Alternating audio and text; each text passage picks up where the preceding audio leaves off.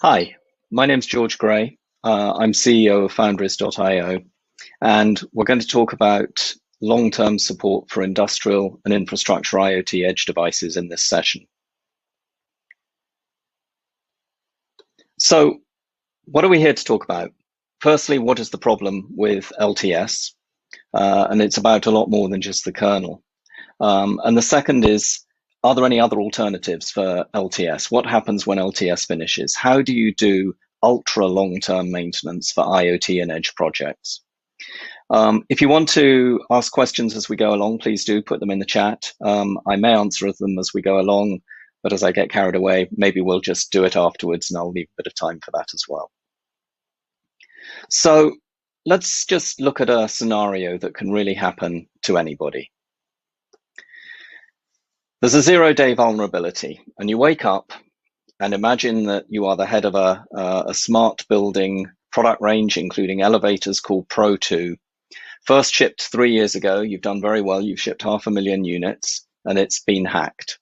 And the press want to talk to you immediately. Your customers are not very happy. Some of them are stuck in lifts. And your security team has been up all night and tells you they think the problem is a recently reported zero-day Linux kernel critical vulnerability, which has been nicknamed Megazilla by the press. Now, the good news is that a patch for Megazilla was posted to the mainline upstream kernel, the Linux kernel, a month before the CVE was announced.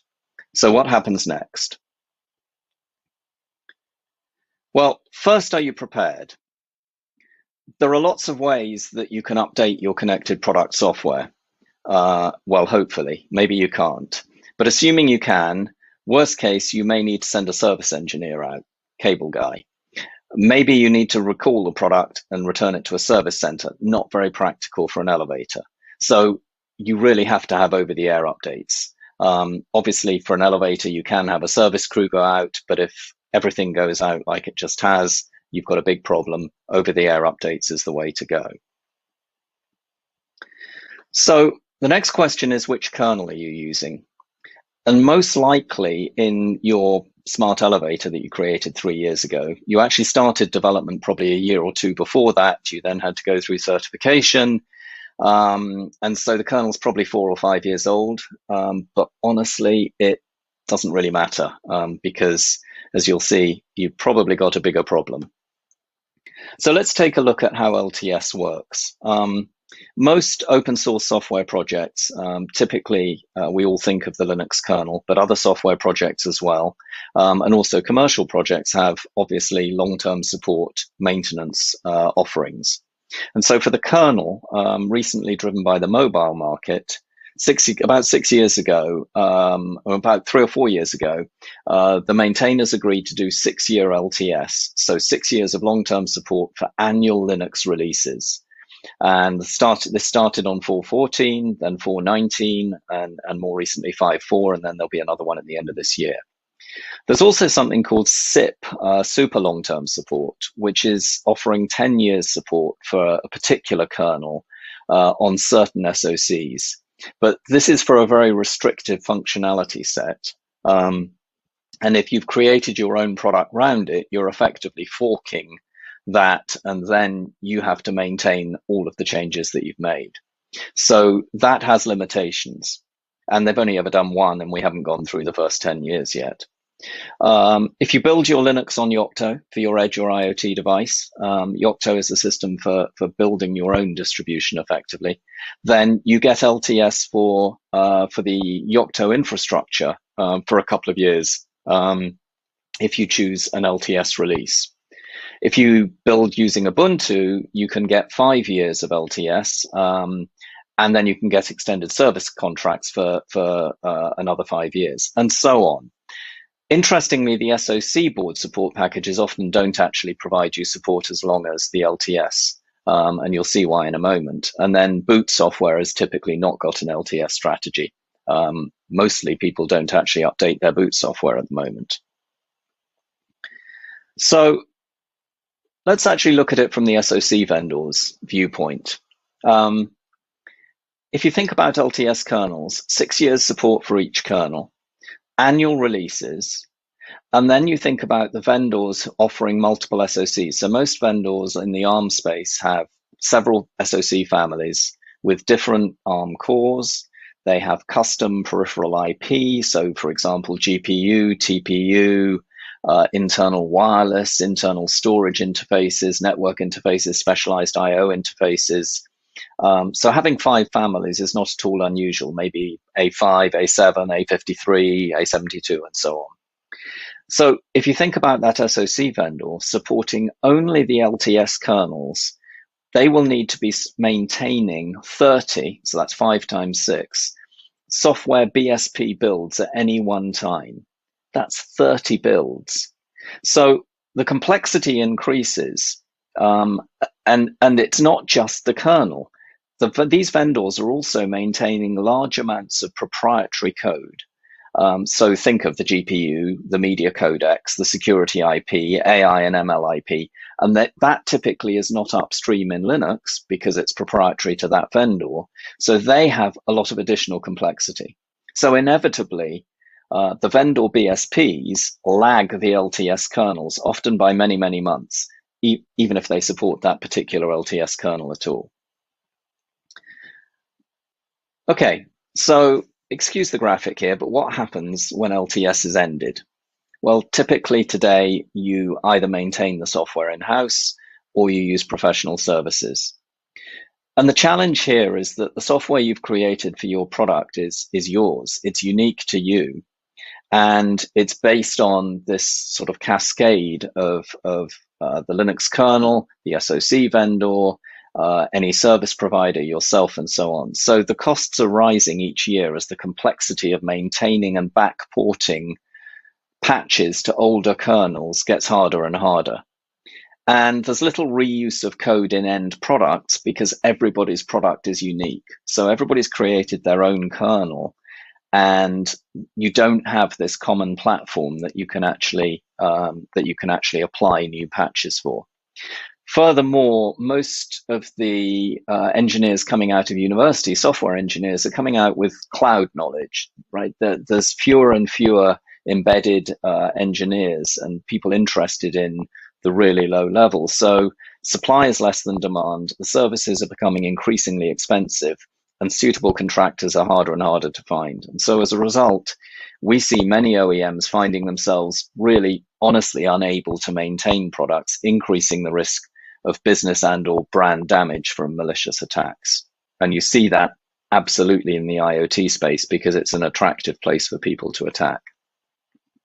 So let's go back to our 0-day problem.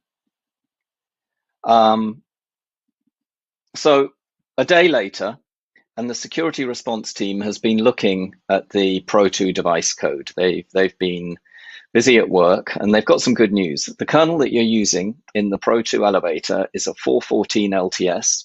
First came out in 2016, and it's got 6 years support until 2022. Great. And we think we can OTA update the Pro 2 product in the field, so we can actually, hopefully, sort this out. But there's some very bad news. The first is there isn't a patch yet for 4.14 for Megazilla. Now, the reason is that the upstream patch is available. The patch was made available. The kernel maintainers fixed it before it was made public, and they fixed the latest kernel because that's what they work on. And that's what most of the infrastructure in the world is using on servers, is using latest kernels and latest CVEs. But then those maintainers have to go and backport to every previous LTS kernel, and they do the most recent first because it's the easiest. And by the time they get 6 years back, a lot of the infrastructure that was used for the fix may not even still work. So it takes a long time. For Spectre and Meltdown, this took many months and even years on some of the older kernels. Some never actually got full support for Spectre and Meltdown. So we have a problem because 4.14 has not yet been supported by the maintainers. So we can't patch our kernel. We also obviously need an update to the SoC board support package we're using, but the SoC vendor has the same problem. They're waiting for the kernel maintainers, and then they'll get started. And then it will take them several months, potentially. And then there's a worse problem that we haven't actually ever tried OTA updating because we thought it would work. It worked when we first shipped the units, but we've never had a problem before. But that should be okay. Bad news is we've received a ransomware demand for $50 million, and we have a major problem on our hands. So what went wrong? This is what LTS is for. We were using an LTS kernel that's still in the maintenance period. Well, it's not quite as easy as that. So LTS maintenance is really hard, and we're just talking the kernel here. We're not talking the rest of your software in your product.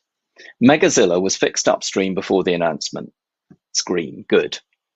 But next, the upstream maintainers need to backport those patches to all the previous LTS kernels, and this can take months and months and months. And they weren't told before the public release. They were working on it in the background, but they knew it was going to take a long time. The SoC vendors also weren't told, but they've got the fix in the latest release, but they don't have the fix in the LTS kernels that are the older ones. And so they need to update their own BSP kernel. That'll take months, as we've said. And after that, you as the OEM need to reintegrate all of this and make any changes to the custom changes you've made. So this is where the problem actually lies. Okay, so how do we get over this? How do we properly maintain products for 20 or more years?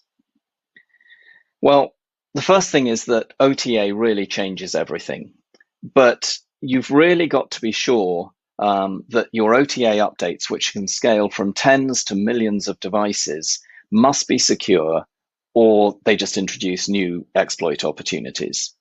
And so is your update system, are your update systems, if you're using several of them, actually secure? So there are specifications for this. TUF was originally developed and funded by the US Department of Homeland Security and is capable of withstanding nation-state level attacks. It's been thoroughly threat modeled, and it's specifically designed to deal with the security issues of updating software over the air to any kind of device, and it's used by major companies across the world. It also includes a separation of trust, so you can actually address compromised keys, even if your keys are being compromised, by revocation of the keys and rotating new ones. So it's a good specification that's continuing to be supported across the industry. And how do we kind of deal with this up until now? Well, if you think about it, up until now, everybody has been, sorry, I missed a slide, go back. The secure OTA, the fact that you can securely over the air update something changes everything. And it changes everything even if you never have to use it. So development devices, development can be done locally or remotely because you can over the air update. Tests can be carried out on any device. And what this actually means is that production devices can become test devices. So you can take a new piece of software or a new functionality or a new update, and you can test it on any device in the field or any portion of devices in the field. So you can continuously integrate and test new software on your production hardware. Even if you've got several different versions of the production hardware, you can test it on one of each. And you can then deploy OTA updates based on your product and use case and internal process and market needs. You may have to go through validation before updating a product and so on. Okay, so until now, the way we've done this is building everything. It's kind of most embedded and IoT and Edge products are developed like mobile phones were before Android came along. You use in-house engineering or professional services. You leverage over open source software projects where appropriate because they're maintained and you don't have to carry that maintenance burden. But then you build and maintain your own unique platform end to end, and you live with the cost of ownership and the technical debt. Typically what you've done is actually forked an operating system or a kernel, and you are now on your own, and you've got the challenge of that vendor may update the operating system, but how do you get those updates into your custom version? So scarce and expensive expertise is necessary to maintain your software platform rather than enabling you to focus on your own IP and value add. And costs increase exponentially over time as a result because old software is no longer supported and the cost of backporting new fixes gets harder and harder. So zero-day exploits remain a business and brand risk. So how might we change this? Well, the first thing you want to consider is, does your product need very long-term maintenance? And so 20-year examples would be smart city buildings, smart city infrastructure, some smart appliances and white goods, maybe 10 years at least. Electric cars, you expect longer lifetimes than combustion engine cars. And of course, factory automation, Industry 4.0, factory and industrial applications often need 20 plus years of hardware. The critical thing here is to think about your product and build it on a platform. If you're using the kernel like Android is being used for a mobile, or Windows is using Windows for a desktop, you're really not thinking about the whole amount of software on your device and how many vendors are using and what's your supply chain. So you might be getting boot firmware from your SoC vendor. You might be using a trusted execution environment or a hardware security module from a different vendor for trusted applications and key storage, key generation. You might be using Linux for the kernel and drivers in our current discussion. You might have a distribution for user space and potentially containers and application platform. And then you have your own services and applications. And then you have device deployment and management system or systems. You could have different device deployment and management for containers as you do for the kernel. And then you need OTA update systems for all of the above, right? So how do you actually update the kernel? How do you update the boot firmware? How do you update your application? You may never want to, but you may have to, as in our current example. And then how do you deal with maintenance? Is it one party or many? And finally, if you're buying all this from different vendors, how do you make sure the entire stack is secure from end to end for every product you're building? What we really need is we need a Windows, but for IoT and edge devices. We need a maintained platform for everything except your IP. And that's the goal that you should really strive for in thinking about how do you put together your product platform for your IoT and edge devices. And part of that strategy is to realize that hardware can last 20 or more years, but software generally doesn't. So focus on end-to-end security and an OTA solution for all the device software. Leverage maintained open source software wherever possible, and work with vendors who provide tooling to support your customization. And then release an update according to your market and product need, not because your vendor says you'll need to, and make sure you have that capability. So the easiest way to do this is, even if you never use it, to maintain a build for your product with the latest software. And this is actually your ultra long-term maintenance strategy. Even if you never deploy it and never use it, it's really easy to do if you do it in incremental steps. If you wait 10 years and then you have a problem, you've got a very, very big problem on your hands. If you know your software actually works all the time, even if you haven't been through validation and so on, you've got a huge head start in being able to fix a problem. Even if you never deploy it, this is your insurance policy against a zero-day attack. And in a lot of respects, this is the most important slide in this presentation, and you'll see why in a moment. But if you can keep your software updated, you can maintain your own IP, but if you can have a platform that keeps updated as well and makes that life easy for you, you can make huge progress in solving these industry problems. So let's revisit and see where we've got to on our zero-day problem, because things were looking pretty bleak. But luckily, somebody was prepared. There's a new projects team, and they did a proof of concept on a continuous maintenance solution last month, and they used the Pro 2 elevator. They've been running the latest Linux kernel and have been testing the whole software stack on production Pro 2 devices.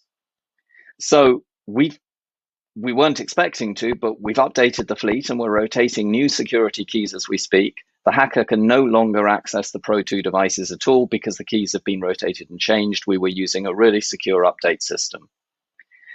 And if this hasn't happened, you really have a lot of work to do and a big problem.